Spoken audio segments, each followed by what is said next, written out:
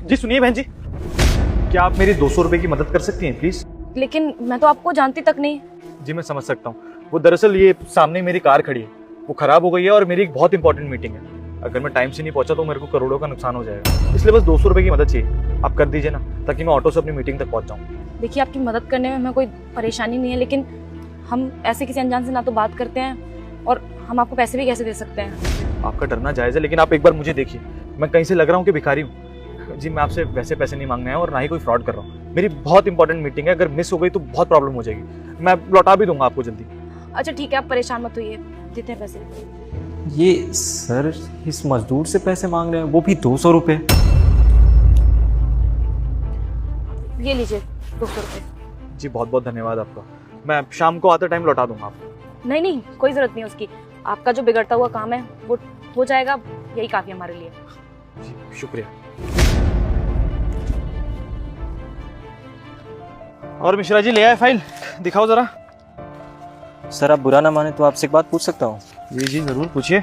Sir आपके पास पैसों की कोई कमी नहीं है। ये यहाँ पे जितनी सारी प्रॉपर्टी है सब आप ही की है, ये सारी बिल्डिंगें आपकी बन रही हैं, यहाँ तक कि आपके पास अनगिनत गाड़ियाँ हैं। फिर आपके पास इतने सारे पैसे और प्रॉपर्टी रहते हुए आप एक मजदूर से 200 रुपये मांग रहे हैं, मतलब बात कुछ हजम नहीं हुई।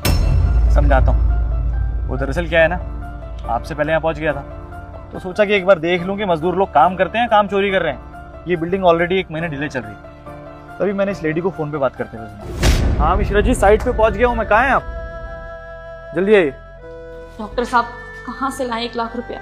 इतना सारा पैसा तो हमारे पास है भी नहीं। और आप हमारी बच्ची का इलाज मत रोकिए, हम आपको कुछ दिन में दे देंगे ना, आप इलाज कर दीजिए उसका।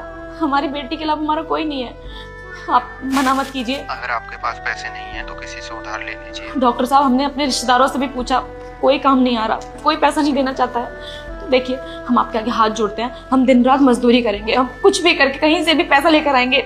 आप बस हमें 1 हफ्ते का टाइम दे दीजिए, सारा पैसा वापस कर देंगे। लेकिन इलाज रोकने की बात मत कीजिए डॉक्टर साहब। जब तक आप पैसे जमा नहीं करेंगे तब तक कोई इलाज नहीं होगा। हेलो हेलो, क्या करें समझ नहीं आ रहा है कुछ भी।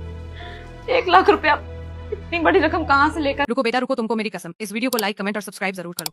3 दिन में तुमको एक बहुत बड़ी खुशखबरी मिलेगी। लीजिए।